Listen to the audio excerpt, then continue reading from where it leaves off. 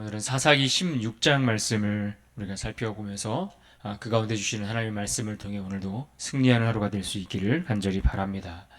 우리가 시간에 계속해서 삼손의 이야기를 살펴보면서 그가 라맛 레이라 이름했던 그 블레셋과의 큰 싸움에서 그야말로 삼손은 무려 1000명이나 적들을 죽이면서 큰 승리를 거두었습니다. 비록 자신의 죄로 인한 싸움이었지만 이 역시 하나님의 영이 그에게 삼손에게 임하여 갑자기 임하시면서 그가 놀라운 힘을 발휘하며 승리를 얻을 수 있었습니다.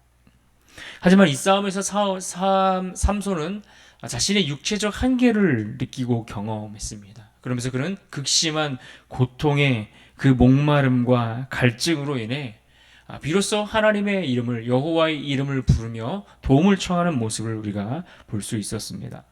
죽음의 고통을 느끼며 부르짖는 삼손, 그리고 그 부르짖음에 응답하시는 하나님의 은혜로 말미암아 하나님께서 깊은 샘을 터뜨려 그의 목마름을 채워 주시는 것을 우리가 함께 보았습니다.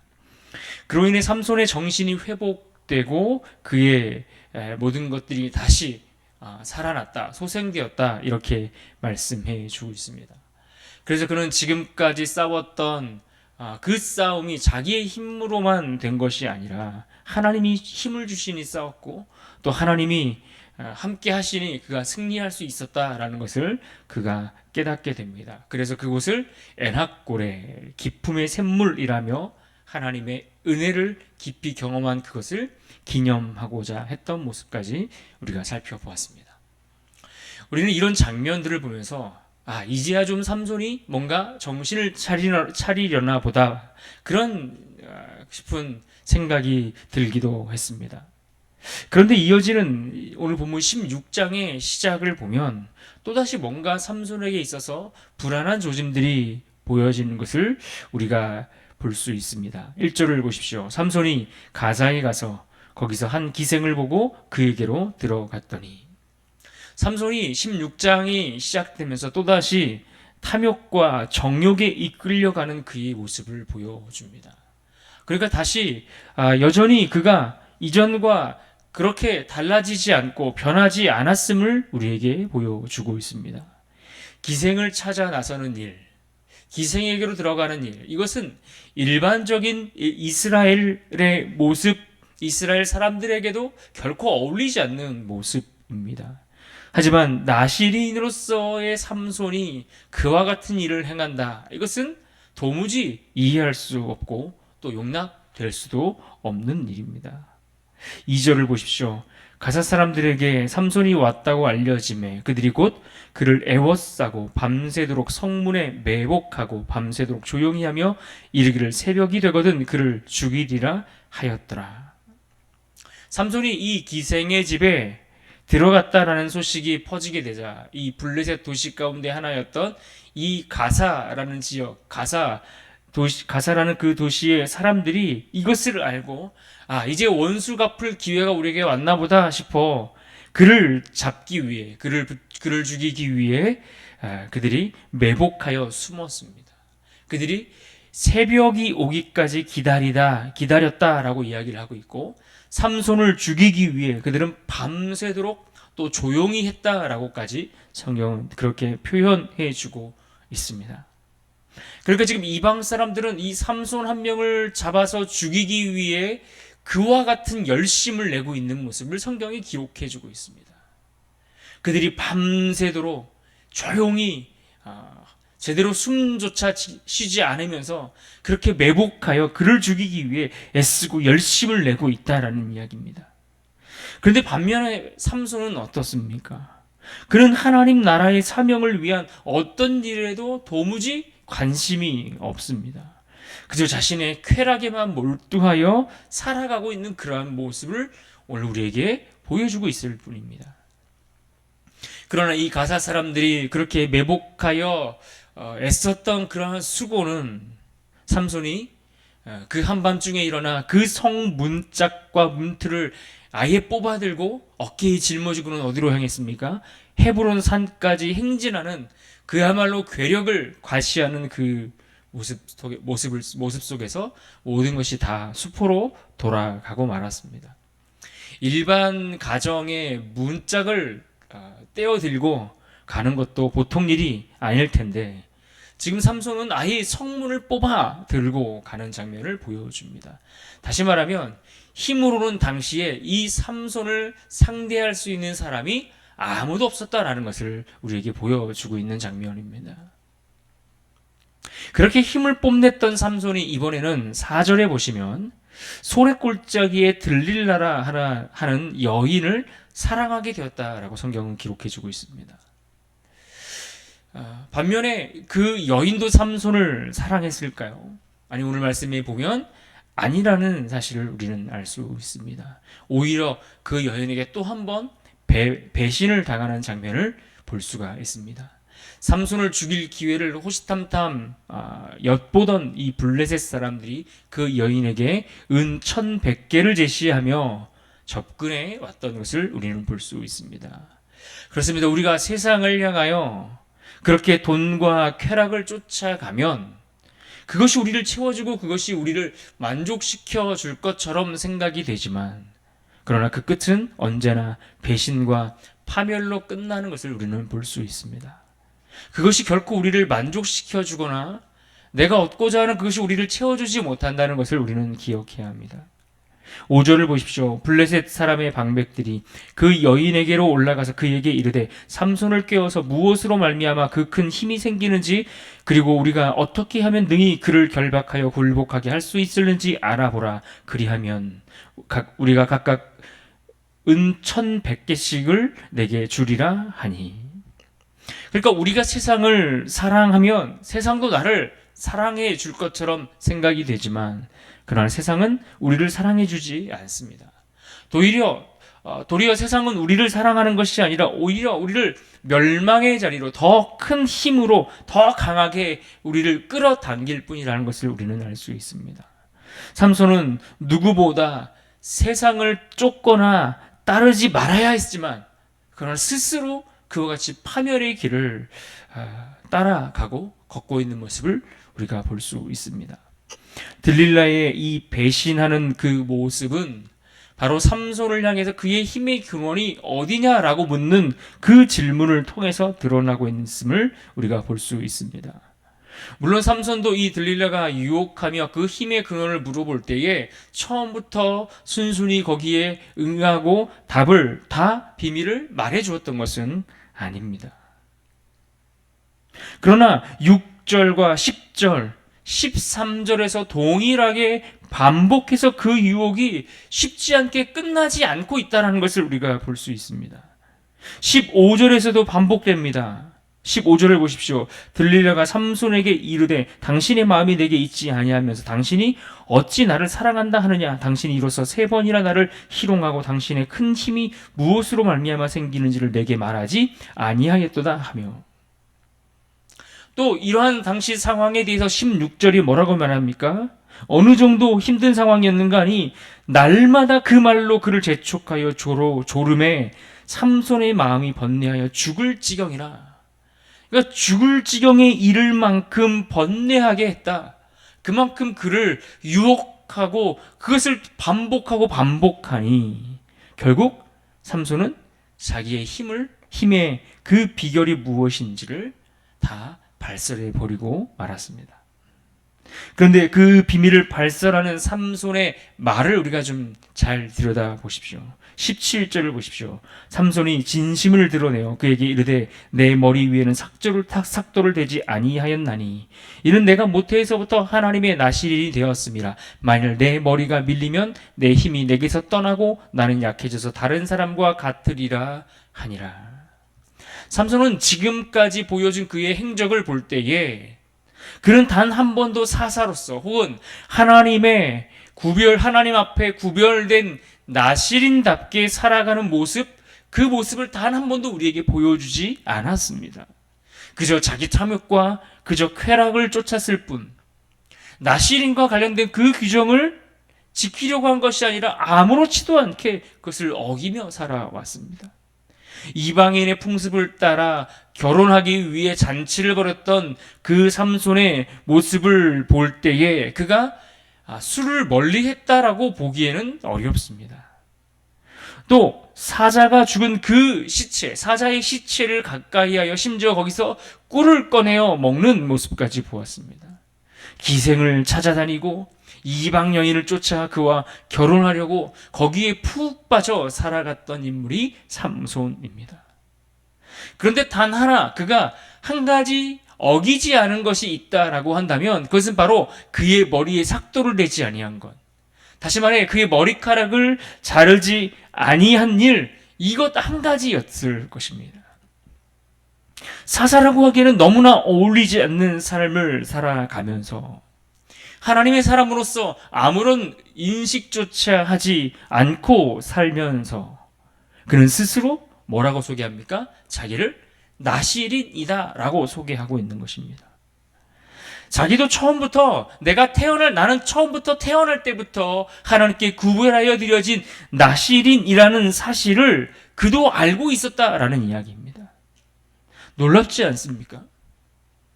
그것과는 전혀 상관없게 살고 있으면서도 본인이 나실인이라는 사실을 모르지 않았다는 겁니다. 그러면서 당당히 자신을 나실인이라고 소개하고 말할 수 있는 그 근거와 이유를 어디에서 찾고 있습니까? 내가 머리에 삭도를 대지 않았고 머리를 지금까지 자르지 않았다라고 하는 그 머리가 긴 그 머리를 하나의 표식으로 상징으로 삼아 나도 나실인이다 라고 이야기를 하고 있다는 겁니다. 오늘날 많은 교인이 한 주 동안 일상에서는 그저 철저하게 세상의 가치와 문화와 그들 가운데 세상 논리를 따라 살면서 그렇게 쾌락과 물질과 자기 만족을 추구하면서 그렇게 성도라는 이름의 그 인식조차 전혀 하지 않고 살면서도 주일에 한번 나와 예배 드리는 그 일, 그 이유로 나도 교회 다닌다라고 이야기하는 것과 같은 겁니다. 신앙생활 한다고 10년, 20년, 30년 교회를 다니는데 그 긴 세월이 지나도록 그의 삶은 말씀대로 변화되는 것과는 전혀 무관한 삶을 살아가고 있으면서도 뭐라고 말합니까? 나는 예수님을 믿는다라고 말하는 이들이 오늘날 얼마나 많은가 하는 것입니다. 그런 삼손의 모습이나 오늘 우리의 모습이나 그리 다르지 않다는 것을 이야기해주고 있습니다. 들릴라가 처음에 그의 힘의 근원이 어디냐라고 물어볼 때 그 자체가 사실은 처음부터 의심스러운 일 아니겠습니까? 이미 삼손은 앞서 수수께끼의 그 사건, 다시 말해 이방 여인과 결혼하고자 했을 때의 그 수수께끼 사건을 통해서 이미 배신을 당했던 그 경험, 그래서 어떤 끔찍한 일들이 벌어졌는지 삼손이 벌써 다 잊은 것일까요? 삼손이 멍청해서 지금 이와 같은 일들을 행하고 있습니까? 어떤 분이 그런 이야기를 하더라고요. 삼손이 사자를 죽여서 있었던 그 사건을 수수께끼 문제로 풀어서 내는 것들을 보나, 또 여우를 잡아서 그 꼬리를 묶어서 횃불을 달아서 하는 밭을 다 태워버렸던 그런 일들을 하는 것을 볼 때에 삼손이 그렇게 머리가 나쁘거나 멍청한 사람이 아니었다라는 이야기입니다. 그런데 그의 머리가 나쁜 것은 아닌데 그가 지금 정욕의 눈이 멀고 나니까 온통 그의 미련함의 바닥을 다 드러내 보여주고 있다라는 이야기입니다. 여러분, 처음부터 성도는 성도다워야 하는 것입니다. 내가 버틴다고 견딘다고 내가 세상에 발을 한 발 딛고 있는 그 가운데 내가 오염되지 않고 내가 그들을 따라가지 않고 결코 그들에게 물들지 않겠다라고 이야기하는 것 자체가 말이 되지 않는다라는 이야기입니다. 여러분, 우리는 그러한 유혹 앞에서 버텨낼 힘이 우리에게 있지 않습니다. 아무리 장사라도 이 죄의 늪에서 헤어나올 수 있을 만한 힘이 그에게도 오늘 우리에게도 있지 않음을 우리는 기억해야 합니다. 결국 삼손은 이와 같이 파멸의 길에 그 늪으로 빠져가고 말았습니다. 오늘 20절에 보시면 삼손은 여호와께서 이미 자기를 떠나신 줄을 알지 못했다라고 그렇게 말씀하고 있습니다. 그리고는 결국 삼손이 블레셋 사람들에게 묶여서 어떤 신세가 되고 말았습니까? 21절을 보십시오. 블레셋 사람들이 그를 붙잡아 그의 눈을 빼고 끌고 가사에 내려가 놋줄로 매고 그에게 옥에서 맷돌을 돌리게 하였더라. 보십시오. 대적을 무찌르고 그들에게서 이스라엘을 구원해야 할 사사가 무엇을 하고 있습니까? 대적들의 놀잇감이 되고 말았습니다. 그저 대적을 위해 재주나 부리는 그러한 신세, 그런 안타까운 처지에 이르고 말았습니다. 그렇습니다. 성도는 성도다워야 하는 것입니다. 내가 적당히 세상에 발을 딛고 있으면 언젠가 나 스스로 그 발을 꺼내어 다시 제자리로 돌아올 수 있다라고 생각하는 것, 여러분, 이것은 어리석은 생각입니다. 적당히 발을 들여놓는 것은 없습니다. 세상 사람들이 성도다운 삶을 일체 생각하지 않고 흉내내지 않는 것처럼 성도들도 마찬가지로 세상 사람들을 흉내내거나 일체 그들 가운데 우리의 발을 들여놓아서는 안 되는 일이 당연한 일인 것입니다. 세상은 결국 우리를 완전히 무너뜨리고 망가뜨릴 때까지, 완전히 우리가 파멸하기까지 결코 우리를 놓아주지 않을 것입니다. 이렇듯 우리는 우리 죄로 인해 스스로 파멸의 길을 걸을 때가 얼마나 많습니까? 스스로 하나님을 거부합니다. 하나님께 의지적으로 불순종할 때가 얼마나 많습니까? 그러나 하나님을 보십시오. 그러한 우리를 향해 그렇게 불순종하고 하나님 앞에 거역하고 하나님을 배반하는 우리를 향해 여전히 하나님은 우리를 놓지 아니하시고 우리를 포기하지 아니하시는 그 하나님을 오늘 말씀 속에서도 또다시 우리는 만나볼 수 있습니다. 이것이 은혜입니다. 22절을 보십시오. 그의 머리털이 밀린 후에 다시 자라기 시작하니라. 하나님에게서 완전히 떠나버렸던, 더 이상 하나님께서 하나님 앞에 구별된 존재로서의 그러한 표식이 다 사라지고 그 어느 것도 하나님과 연결된 것이 없게 되어지는, 단절되어지는 그런 상태, 그런 파멸의 상태에 이르렀으나 다시 그의 머리털이 밀린 후에 다시 자라기 시작하니라. 하나님의 은혜가 여전히 그를 붙들고 있다는 이야기입니다. 마지막까지 하나님은 우리를 포기하지 않고 우리를 놓지 않고 우리를 살리려고 하신다라는 이야기입니다. 다시 말하면 우리가 언제나 그와 같은 은혜 안에 머물러 살고 있다는 겁니다. 때로는 불순종하고 때로는 하나님을 거역하고 때로는 내 마음대로 쾌락을 쫓아 자기 욕망을 따라 자기 욕심을 채기 위해 자기 만족을 따라 애써 살아가는 그 순간에도 하나님은 그 은혜의 손길을 우리를 향해 거두지 아니하시고 베풀고 있음을 우리는 볼 수 있어야 합니다. 그런데 보십시오. 그러한 삼손임에도 불구하고 그의 마지막 장면이 어떻습니까? 28절입니다. 삼손이 여호와께 부르짖어 이르되 주 여호와여 구하옵나니 나를 생각하옵소서. 하나님이여 구하옵나니 이번만 나를 강하게 하사 나의 두 눈을 뺀 블레셋 사람에게 원수를 단번에 갚게 하옵소서 하고, 여러분 이 말씀을 보시면 삼손은 마지막까지도 사사로서의 사명이 없습니다. 마지막까지도 하나님 나라가 그에게 있지 않습니다. 하나님의 영광과 무관하게 그저 개인적인 어떤 개인의 감정에만 사로잡혀 있는 모습을 우리는 볼 수 있습니다.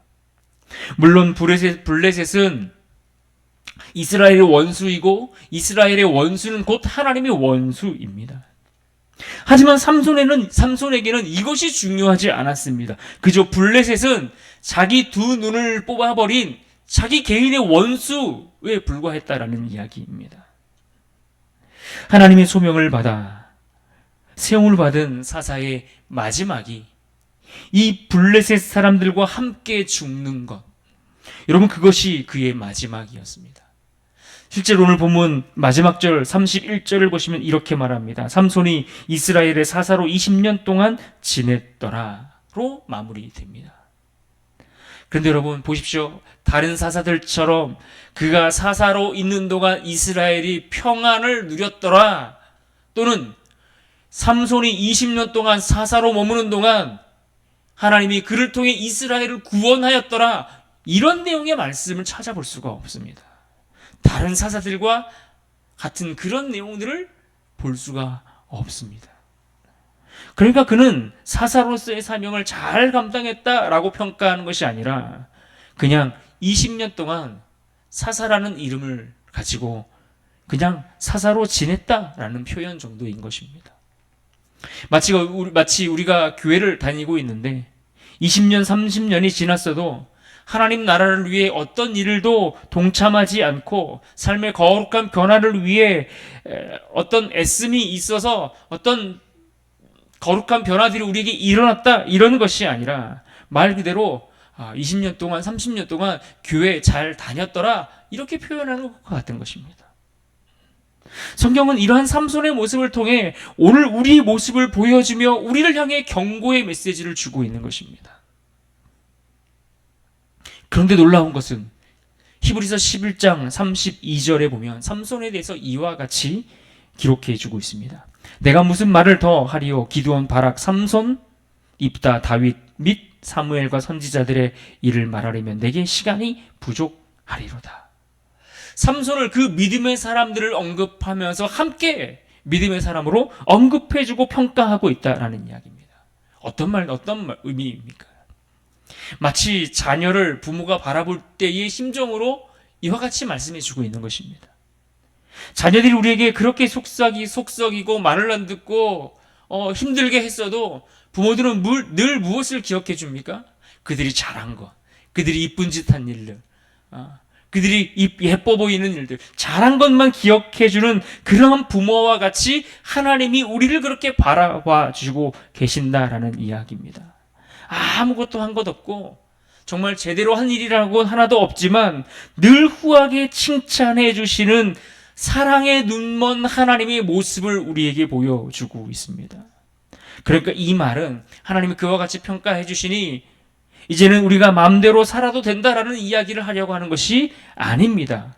오히려 그 놀라운 사랑과 그 은혜에 부끄럽지 않은 삶을 살아야 한다라는 것을 우리에게 말씀해 주고 있는 것입니다. 삼손도 그와 같은 자신에 대한 평가를 그도 들으면서 어떤 마음이 들까요? 그렇게 평가해 주시는 그 말씀 앞에 자신도 참으로 부끄럽고 창피하지 않겠습니까? 그도 사사라고 인정해 주시니 말입니다. 오늘 말씀을 통해 우리도 하나님 앞에 그와 같이 부끄럽지 않은 삶을 살아갈 수 있어야 할 것입니다.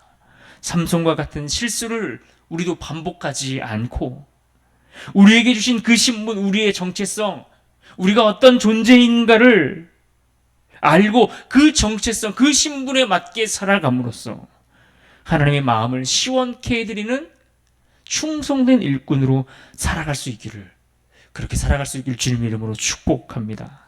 오늘 22절의 말씀을 우리가 다시 읽고 여전히 우리를 포기하지 아니하시는 하나님의 그 사랑을 붙들고 오늘도 말씀 가운데 승리한 하루가 될 수 있기를 바랍니다. 22절을 보겠습니다. 22절 함께 읽겠습니다. 시작. 그의 머리털이 밀린 후에 다시 자라기 시작하니라. 여전히 우리를 포기하지 아니하시는 하나님의 사랑을 붙들고 승리할 수 있기를 간절히 바랍니다.